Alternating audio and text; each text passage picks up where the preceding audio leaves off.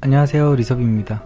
최근에 일본의 경제 제재라느니 불매운동이냐 하면서 아주 난리가 났죠. 그래서 지금 그 내용에 대한 정리를 해달라는 구독자분들이 굉장히 많습니다. 인터넷에 깔리고 깔린 게 신문기사인데 왜 저에게 정리를 해달라고 하느냐. 이것도 예전에 패스트트랙처럼 막 네이버에 검색을 해보면 머리 아픈 얘기만 나오거든요. 무슨 이름도 처음 들어보는 폴리이미드, 리지스트가 수출이 규제가 됐다니 뭐냐 하면서 또 지들끼리 아는 얘기만 해요. WTO에 제소를 한다니 어쩌냐 하면서 머리 아프죠. 그래서 뭐 이런 기사들은 읽어봐도 뭔 소리인지도 모르겠고, 인터넷 여론을 보니까 아무튼 뭐 일본이 우리나라한테 싸움을 걸었대요. 그래서 불매운동을 하자고 하고 일본 여행도 취소를 해야 된대. 이게 맞는 말일까요? 오늘도 제가 여기에 대한 내용을 아주 쉽고 재밌고 간단하게 설명해 드리도록 하겠습니다. 이 영상만 보시면 여러분들도 앞으로 정치 대화에 참여하실 수 있습니다.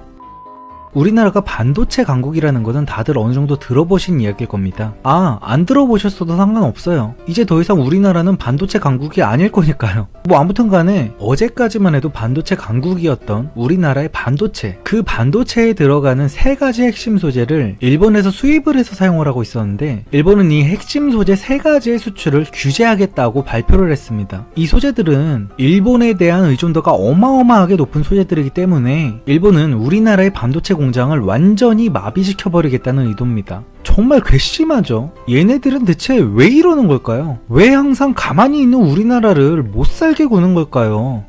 간단합니다. 우리가 먼저 일본을 건드렸으니까요. 제가 항상 강조하는 게, 저는 일본을 좋아하라는 말씀을 절대 드리지 않습니다. 일본을 용서하라고도 하지 않습니다. 다만 제가 드리는 말씀은 우리의 국익을 위해서 어쩔 수 없이 협력을 해야 된다는 겁니다. 뭐 일본이 진정성 있는 사과를 하기 전에는 안 된다고요? 그러면은 북한이랑 중국은 우리나라한테 진정성 없는 사과라도 한 번이라도 했습니까? 그래서 지금 그렇게 문재인 대통령이 그 두 나라를 똥꼬가 아주 닳도록 빨고 있는 겁니까? 지금 문재인 정부는 경제도 폭망하고 외교도 폭망하고 뭐 어느 것 하나도 내세울 게 없는 상황이라서 지지율을 위해 유일하게 내세울 수 있었던 전략이 바로 반일 감정이었습니다. 토착 외고, 친일파 이런 단어들 많이 들어보셨을 거예요. 문재인 정부는 그냥 우리를 지배했던 일본에 관한 건 싹 다 몰아내자, 일본을 좋아하는 인간들은 매국노다, 이런 컨셉으로 국정 운영을 했고, 세계적인 강대국인 일본, 다른 나라들은 친해지지 못해서 난리인 그 일본과 조금이라도 우호적인 관계를 이야기하면 바로 친일파라는 프레임을 씌워서 나라를 팔아먹으려고 하는 매국노로 만들어버렸죠. 문재인 정권 들어서 2년 동안 이 짓을 계속했습니다. 심지어 내년 국회의원 선거 포스터를 한일전으로 제작하기까지 했어요. 제가 볼 때는 오히려 일본이 정말 오래 참아줬다는 생각이 듭니다. 제가 일본이어도 너무 열받을 것 같아요. 왜 일본이 더 열이 받는 상황이냐면, 문재인은 지금 친북, 친중은 되는데 유일하게 친일만 안 된다고 하고 있거든요. 아니 차라리 다 안 된다고 하든지, 교과서에 나오는 과거 역사를 들어서 이야기를 하자면 일본보다는 오히려 중국에서 우리나라에 훨씬 더 나쁜 짓을 훨씬 더 오랜 시간 동안 해왔습니다. 그럼에도 불구하고 중국이랑은 다 화해하고 잘 지내자고 하는 사람들이 왜 일본과는 친하게 지내자고 하면 욕을 합니까? 심지어 일본은 우리나라에게 물심양면으로 어마어마한 이득을 가져다 줬는데 중국은 그런 것도 전혀 없죠. 얼마 전에 중국에 있었던 한국 기업 광고판들이 기습적으로 사라졌어요. 이런 거는 네이버 뉴스 같은 데서 못 보셨죠? 우리나라가 자체적으로 내린 게 아니라 중국 정부가 그냥 강제로 철거를 시켜버렸습니다. 190개가 싹 다 날아갔어요. 이거에 대해서 중국이 무슨 사과 한마디라도 했습니까? 미세먼지에 대해서 여태까지 사과 한마디라도 했습니까? 북한 지뢰로 발목이 날아간 병사들, 천안함 사건, 연평해전, 북한에서는 이런 짓거리들을 저질러 놓고 우리한테 사과 한마디라도 했나요? 그 사건들이 불과 얼마나 됐습니까? 사과 한마디 없이 지금도 쓰레기짓들을 일삼고 있는 그들한테는 국익을 위해서 과거를 청산하고 새로운 관계를 맺어야 된다면서요. 제가 지금 중국이랑 북한이 잘못을 했으니까 그 나라들하고 싸우자거나 일본이 덜 잘못했다는 말이 아니라 왜 사람들이 일관성이 없냐는 겁니다. 문재인 정부의 말대로 과거의 잘못은 청산을 하고 새로운 관계를 맺어야 되는 게 맞아요. 근데 사과 한마디 없는 중국과 북한은 그렇게 감싸주고 용서를 해주자면서 거듭 사과를 하고 있는 일본한테는 사과의 진정성이 없다면서 사과를 거부하고 있어요. 왜? 받아주게 되는 순간 반일파리로 목숨을 연명하고 있는 문재인 정부는 더 이상 지지율을 끌어올릴 방법이 없거든요. 그냥 꼬투리를 위한 꼬투리를 계속 잡고 있는 겁니다. 우리나라보다 약소국인 나라한테 해도 기분이 나쁠 만한 일들을 세계 최정상급 강대국인 일본에게 하고 있었던 겁니다.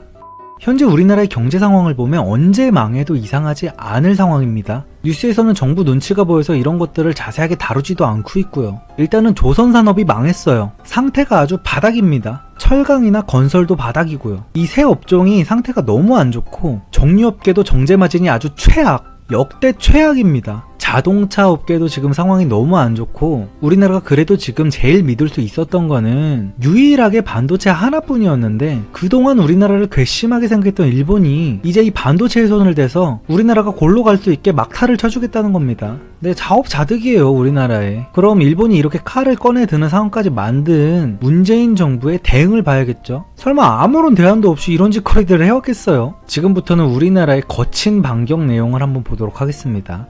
일단은 아직도 상황 파악을 못하고 가만히 있을 수가 없대요. 일본은 치밀하게 준비를 거듭해서 제재에 나섰는데 이제부터 상황을 보면서 연구하겠답니다. 그리고 한다는 말이 소재 부품 개발에 6조 원을 투입하겠답니다. 아니 얘네는 진짜 초딩이냐? 그게 쉬웠으면 진작에 개발했지. 왜 수입에 절대 의존을 했을까요? 삼성의 1년 연구 개발비는 19조 원입니다. 근데도 왜 그걸 개발 못하고 일본에서 계속 수입을 해서 썼을까요? 중국은 고작 1조가 없어서 삼성을 못 만듭니까? 도대체가 생각이 있나요? 아니 수입은 대체 왜 합니까? 일본과의 무역만을 끊을 게 아니라 아예 모든 나라와의 수입을 다 중단하세요. 나이키를 수입 중단하면 나이키에 버금가는 브랜드를 만들 수 있을 거고, 코카콜라 수입을 중단하면 그것보다 맛있는 콜라를 만들 거고, 쉑쉑버거 없애버리면 그것보다 맛있는 햄버거 만들겠죠. 네, 두 번째 대응입니다. WTO에 제소를 하겠대요. WTO라는 건 세계무역기구라고 해서 세계의 무역 질서를 세우고 감시하는 역할을 하는 국제기구입니다. 이 기구에다가 야, 일본이 우리나라에 불합리한 경제보복을 하고 있으니까 좀 도와줘라고 하면서 도움을 청하겠다는 건데요. 전혀 효과가 없을 겁니다. 일본의 수출관리 카테고리라는 게 있는데요. 여기서 등급별로 대우를 정해놓습니다. 일본은 그동안 우리나라에게 이 카테고리에서 미국과 동급인 화이트 등급의 우대국 지위를 줬어요. 일본에서 화이트 등급의 지위를 줬던 거는 아시아에서 유일하게 우리나라밖에 없었습니다. 그 큰 강대국인 중국에게도 주지 않았던 특혜를 우리나라에게만 특별히 줬던 겁니다. 이렇게 우대국으로 지정해놨었던 우리나라를 이제는 보통으로 강등을 시킨 거예요. 너네는 이제 우리나라의 동맹국이 아니야 라고 말한 거나 다름없죠. 근데 이거는 당연한 거예요. 너무하다고 할 것도 없어요. 문제는 일본을 동맹국 취급이나 했습니까? 동맹국 정도가 아니라 아예 주적으로 취급을 했죠. 근데 무슨 할 말이 있습니까? 우리나라야 지금 무역보복이라고 우기겠지만 우대국 특혜에서 일반으로 강등을 시켜서 특혜만 박탈을 한 것이기 때문에 WTO에서 제재를 할 만한 명분이 전혀 없습니다. 다른 나라와 비교해서 차별을 하는 게 아니라 이제 다른 나라와 똑같이 평균 수준으로 내려서 대우를 해주겠다는 거죠. 여기다가 대고 무슨 할 말이 있습니까? 그리고 마지막으로 우리 대깨문들의 전략, 일본 제품 불매운동을 하자고 합니다. 싸워서 이겨야 된대요. 이것도 정말 멍청한 소리입니다. 딱 문재인 지지하는 인간들 수준에서는 나올 소리예요. 여러분들은 지금 일본 물건을 안 쓰기만 하면 그만이라고 생각하겠지만 님들이 국산품이라고 생각하는 제품을 만드는 공장 설비, 가공기기, 계측기가 다 일제예요. 일제가 없어지면 국산품 자체가 없어집니다. 예를 들면 사실 스마트폰에는 일제 부품이 거의 안 들어갑니다. 웬만한 건 다 국산품이에요. 근데 함정이 어디 있냐면 LCD는 국산인데 LCD에 들어가는 필름들, 그것도 일제가 아니지만 그 필름을 재단하는 금형이 일제입니다. 스마트폰 껍데기를 찍어내는 플라스틱도 국산이고 그 금형도 국산인데 그 금형을 깎는 머시닝 센터가 일제예요. 잘 깎였는지 확인하는 계측기 또한 일제고요. 우리나라는 그런 것들을 자체 생산해낼 기술력이 없습니다. 일제 없이 뭐를 어떻게 만들고 뭐를 어떻게 불매를 할 건데 대가리 깨진 소리 좀 작작하세요. 제가 내년 민주당의 선거 전략을 한번 예상해볼까요? 오히려 문재인은 일본한테 고마워하고 있을 겁니다. 어차피 경제를 조져놓기는 했고 이제 그 핑계를 찾아야 되는데 때마침 일본이 경제 제재를 하겠대. 그래서 이제 내년 선거 때 이런 얘기를 짓거릴 겁니다. 경제가 이렇게 힘든 건 일본 때문입니다. 우리 모두 모여서 친일파를 몰아내고 일본 놈들을 이겨내야 됩니다. 얼마나 멋집니까? 거기에 이제 남북평화 어쩌고 하면서 활용 점정까지 하면 우리나라 국민들 대부분이 걸려있는 반일 정신병 때문에 선거는 이긴 거나 마찬가지인 거예요. 여기서 이제 자유한국당 측에서 일본과의 무역 없이는 도저히 경제를 살릴 수 없다, 일본과의 관계를 다시 회복해야 된다고 주장한다면 딱 이 사람들이 원하는 친일파 프레임에 걸려드는 겁니다. 정말 최상의 시나리오예요. 제발 반일 정신병에서 벗어나세요, 여러분. 무조건적인 반일은 정신병입니다. 여러분들이 지금 먹고 살기가 힘든 건 일본 때문이 아니에요. 문재인 정부의 초딩 같은 짓거리들 때문입니다. 다시 한번 말씀드리지만 저는 친일을 하라는 게 아닙니다. 적어도 반일은 하지 말라는 거예요.